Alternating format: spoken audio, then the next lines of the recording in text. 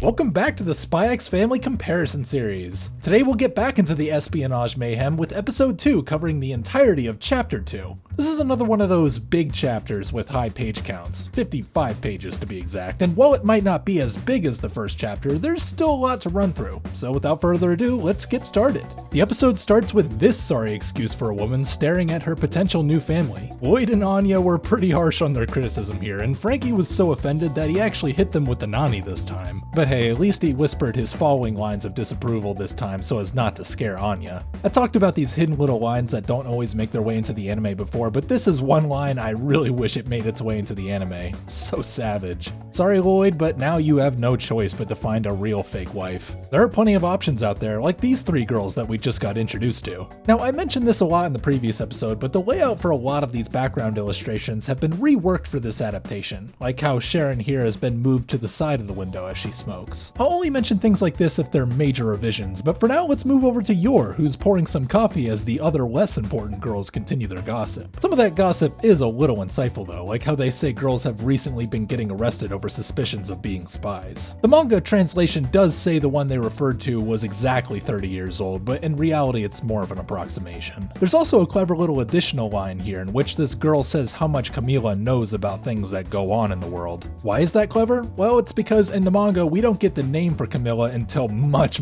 later on. So now we know in advance the name of who we'll hate the most when we get to the party section later on. I'm sure Yor was on the fence about going to that party to begin with, but after a call from her brother, her hand was kind of forced to say some things she probably wished she could take back, like pretending to have a boyfriend to bring to Camilla's party. Again, Camilla's name is shoehorned in here as Yor clarifies whose party she's pretending to go to. But before Yor is able to take back what she said about the whole boyfriend thing, she gets a call from work. Her real work, that is. It's at this point that we get the full picture of who Yor really is, as the Thorn Princess herself goes in to take out a traitorous scumbag in the midst. On the floor to where said scumbag is, the doors have been moved around a bit, as this guy right here is no longer coming out of one, which means these are probably the doors she'll be breaking down leading to the room where her target lies. Sorry Vice Minister Brennan, but this is where your time comes to an end. It's been good never knowing you. Besides some extra blood splatter from the anime, it does kind of suck that we don't get to see how the rest of the bloodshed unfolds in neither the manga nor the anime, but I guess it is a testament to Yor's skill set, as this event will be nothing but a forgettable memory as she cleans up in the sink.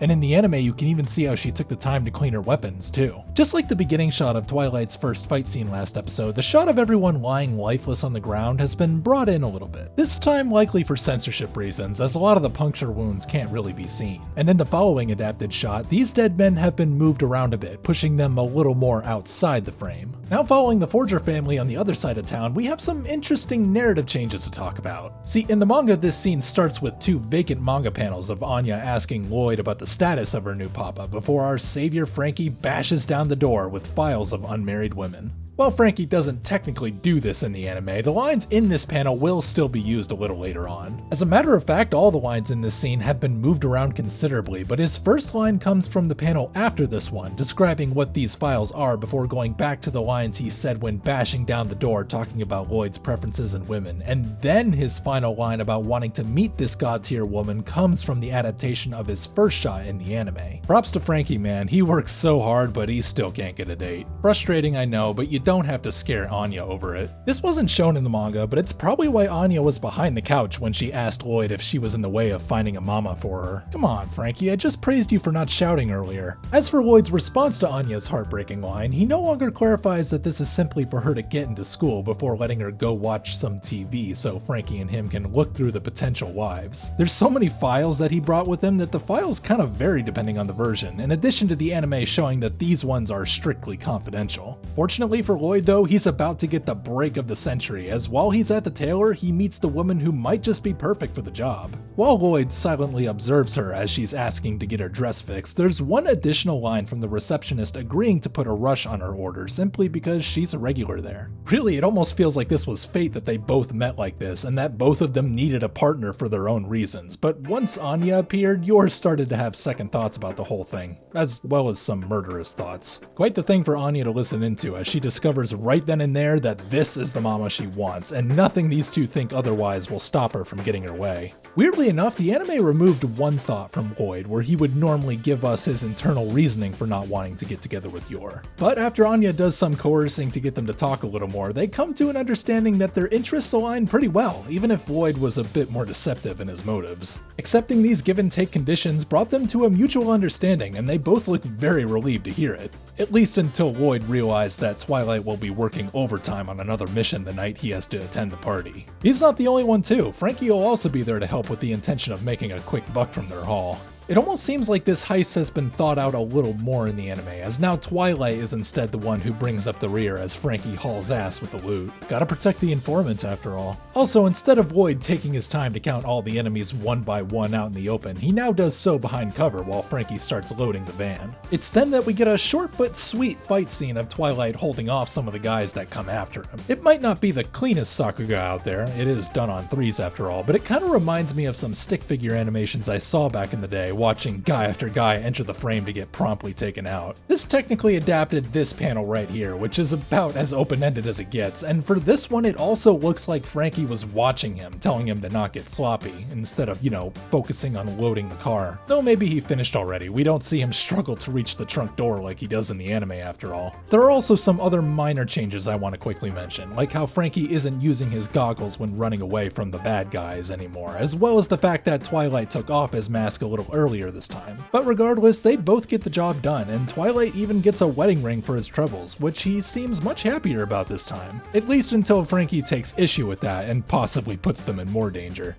Sorry Yor, but it looks like things aren't working out as planned. Since in the anime we were able to see the time on the clock when she just started out waiting for Lloyd, we now find out that she was standing there for about an hour and a half. Looks like she'll be going alone to the party for now, something she openly states in the manga alone. I know that she has to go regardless, but it must suck having to spend even a second of time around girls like this without a shred of dignity to their name. Sorry, that was a bit much. I just really don't like these three. Especially Camila here, who's 100% got it out for Yor. Can't say I blame Yor for thinking about killing these people. Actually, it almost seems like she was going to go through with it even more in the manga, as here she cracks her hand a bit, but thanks to some manga-only lines in her head, she calms herself down as Camilla's husband Dominic pulls his wife away. At least this guy isn't so bad. He even has a new line in the anime to defuse the situation further by asking his wife to help him with the gratin. Really nice of him, but this leaves Yor to just sit here while silently observing the other guests. Guests that can vary in quantity and features compared to the manga, but that's neither here nor there. We're never going to see them again anyways. Before Yor is about to call it quits though, Lloyd the impromptu husband is here to save the day, with an entrance that can only be described as peculiar.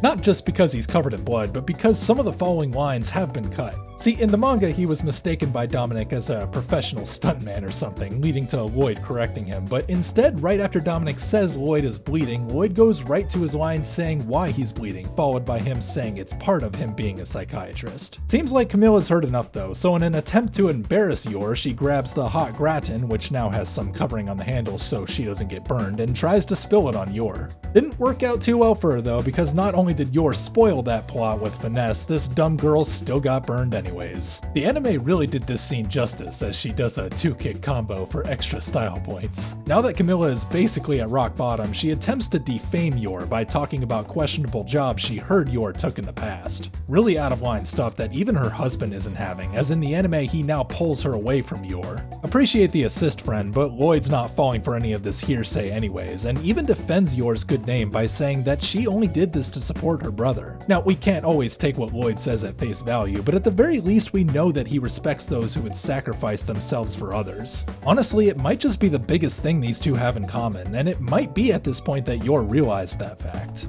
And with that mic drop, we're out of the stump to take the car home, which funnily enough was also used for Twilight's heist. Inside said getaway car, Yor has one new line, letting Lloyd know it's okay when Lloyd apologizes for saying he was her husband back there, in a slightly less bashful way this time. As a matter of fact, that little slip-up of Lloyd's might have just given her a bright idea, that she was unfortunately unable to vocalize because some remnants from the smuggling ring just hit their car. This leads to a new line from Lloyd telling her to hang on so he can floor it, as well as get the chance to come up with an excuse for this little altercation. Luckily for him though, Yor believed his silly little excuse, and Lloyd was so so shocked to hear it that in the manga alone, he actually called her an idiot in his head. Come on, Lloyd, that's going too far. Now at the final stop of the episode, Lloyd and Yor abandon the getaway car so that they can take care of things on foot, starting with a box slam into these two poor souls who are looking for them. And instead of just taking them both out with one swing like he does in the manga, Lloyd lifts the box back up this time to take out the other guy. From there, Lloyd rips off a pipe from the wall that was actually so well mixed with the background it didn't even register with me that this was part of the key animation. That aside, these two make a pretty good team, as after Lloyd covers Yor by throwing that pipe, Yor is quick to return the favor by protecting him from the guy above him going for the Assassin's Creed takedown. I love how dynamic both these cuts are, especially Yor's kick, which nailed her heel right into this guy's cheekbone. She hit him so hard he went rolling into a wall, and just like the pipe from earlier, the studios did a really good job at making this cut look believable even though the wall he hit was background art.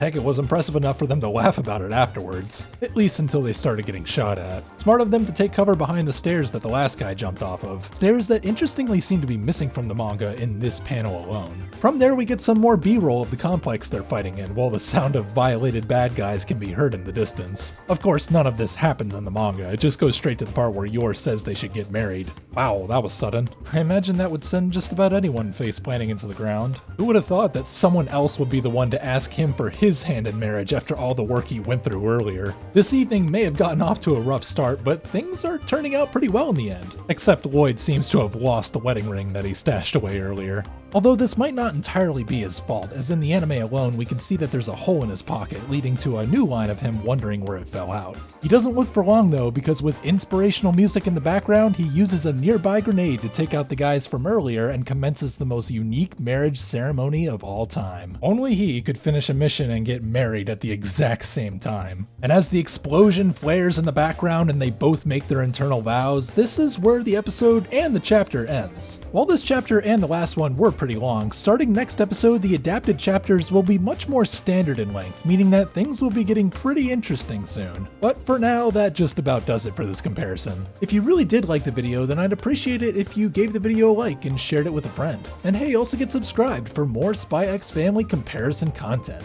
Well, that's it for me. As always, I hope you all have a fantastic day. This is Registry, signing off.